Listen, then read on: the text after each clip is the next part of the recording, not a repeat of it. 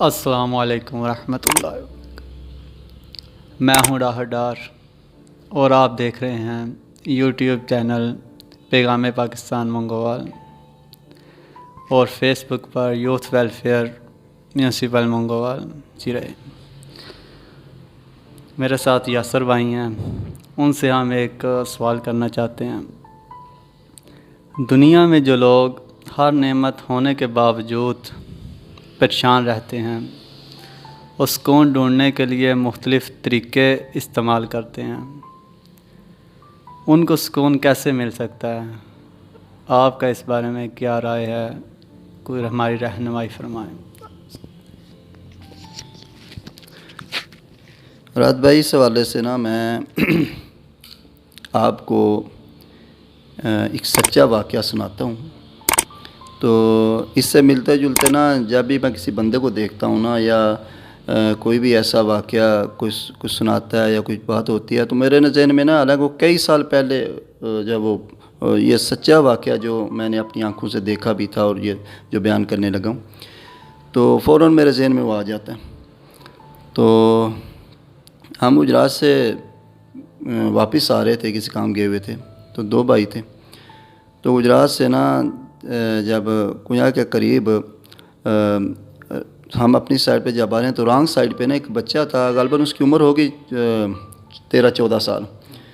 تو وہ روڈ پہ بیٹھ کے تو وہ رو رہا ہے، اور ساتھ وہ کوئی چیز زمین سے اٹھا کے تو اس کے پاس جو ٹرے ہے تو اس میں رکھ رہے ہیں۔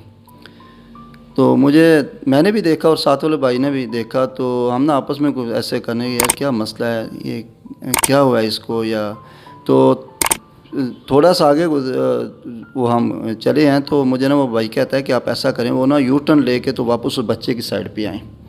میں نے وہ بائک میں چلا رہا تھا، تو میں نے وہ یو ٹرن لے کے تو اس بچے کے پاس جب پہنچے، تو اس بچے سے جا کے کہتے ہیں کہ کیا ہوا بیٹا؟ تو بچہ کوئی جواب نہیں دیتا اور روئے جا رہا ہے، اور ساتھ دیکھ رہے ہیں کہ اس نے وہ زمین پہ وہ پتیسا جو ہے وہ پڑا ہوا تھا، اور وہ اٹھا کے تو وہ ٹرے میں رکھ رہا تھا۔ تو اس طریقے سے تو پھر ہم اسے کوئی جواب نہیں دیتا، اور اس نے رکھ کے وہ پتیسا زمین سے اٹھا کے ٹرے میں رکھ پھر وہ چلنا شروع کر دیتا اور روئے جا رہا ہے۔ ہم پھر اس کے قریب ہو کے تو کہتے ہیں کہ بات تو بتائیں، ہوا کیا ہے؟ وہ کہتا ہے کہ ایک موٹر سائیکل گزرا ہے، تو اس پہ 2-3 لڑکے تھے، تو انہوں نے ایسے وہ ہاتھ مارا میرے ٹرے کو، تو پتیسا زمین پہ گر گیا۔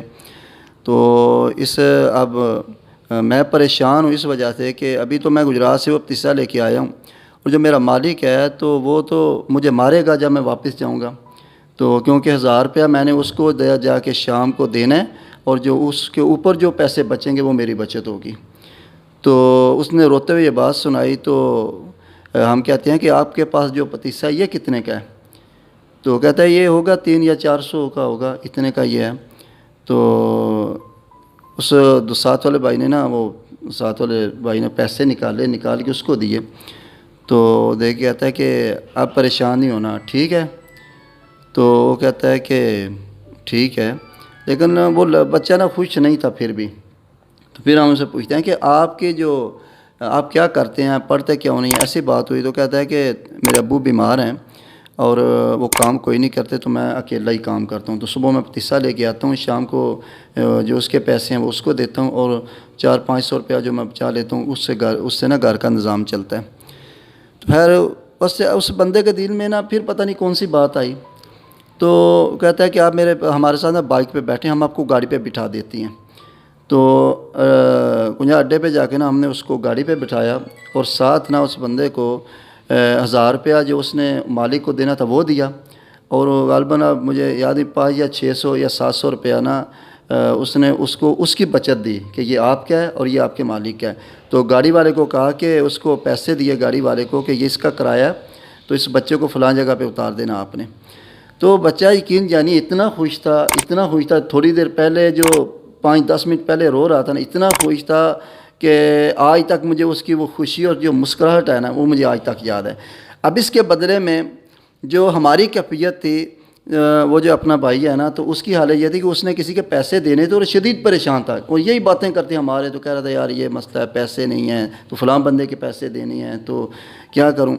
اب اس خوشی میں اور جو اس وقت اس بچے کی مشکل حل کر کے پریشانی حل کر کے جو اس کے چہرے پہ مسکراہٹ تھی اور جو اس کو ہم دیکھ رہے تھے، تو جیسے وہ جا رہا تھا گاڑی میں بیٹھ کے، تو وہ اپنا غم بھول گیا تھا کہ میری کوئی پریشانی ہے یا میرا بھی غم ہے، تو میں نے کسی کے پیسے دینے ہیں. اب اس کے پاس جو تھے نا، اس نے اس بچے کو دے کے تو اس کو خوشی خوشی روانہ کر دیا. تو سچی بات ہے کہ جو اس وقت میری اپنی ذاتی حالت تھی نا، ایسے محسوس ہو رہا تھا کہ زندگی میں نا جیسے آج پہلی دفعہ کوئی نیکی کر رہی ہیں. یہ اس وقت ہماری کیفیت تھی. تو میں اپنے سارے ناظرین کو اور بھائیوں کو یہ کہنا چاہوں گا کہ بھئی اگر ہم چاہتے ہیں نا کہ سارا کچھ ہونے کے باوجود ہم پریشان ہیں، تو ایسا کریں کہ لوگوں کی پریشانیوں کو حل کرنے کی کوشش کریں. اگر ہم لوگوں میں خوشیاں بانٹنا شروع کریں گے تو انشاءاللہ یہ بڑی بڑی پریشانیاں جو ہماری جو ہے نا، یہ بوجھ ہمارا ہلکا ہو جائے گا. تو ایک فارمولہ تھا جو میں نے اپنی زندگی کا ایک تجربہ بھی ہے جو میں آپ کے سامنے رکھ رہا ہوں، مجھے آج تک نہیں بولا کہ اور اس کے بعد آپ اگر کوئی بھائی بھی یہ کام کرے گا، بالکل بندے کی پریشانی اتنی نہیں ہوتی، اس کی تھوڑی سی پریشانی ہے، تو ہم اگر کسی کمزور بندے کی پریشانی کو حل کر دیں گے، کیونکہ کمزور لوگوں کی پریشانیاں کمزور ہوتی ہیں نا، تو ان کی پریشانیاں بھی اتنی بڑی نہیں ہوتی، لیکن چونکہ ان کی حل نہیں ہو رہی ہوتی تو ان کے لیے وہ سب سے بڑی پریشانیاں ہوتی ہیں.